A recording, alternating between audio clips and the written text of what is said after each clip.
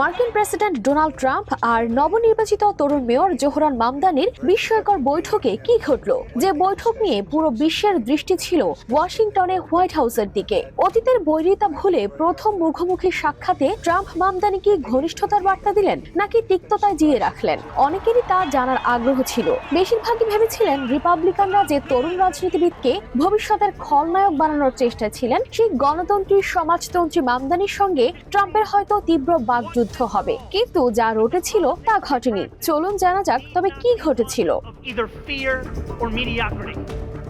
White হাউসে ঢুকতেই মিলল বাতাস বদলের ইঙ্গিত। ট্রাম্প ছিলেন আশ্চর্য রকম শান্ত আর ধীরস্থির। তার কণ্ঠের স্বাভাবিকের চেয়ে নরম সুর, চোখে মুখে এক ধরনের খোলা মনোভাব। ক্যামেরার সামনে তাদের প্রথম দৃশ্যেই সেটা আরো স্পষ্ট হয়ে উঠল।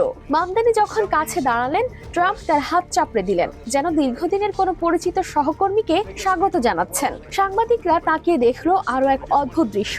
ট্রাম্প মামদানির বাহুতে মজার ছলে হালকা করে ঘুষি দিয়ে বোঝালেন, যেন একজন অভিজ্ঞ অভিভাবক নবীন কাউকে সাহস দিচ্ছেন। সেই মুহূর্তে যেন বৈরিতা সম্পূর্ণ তলিয়ে গেল।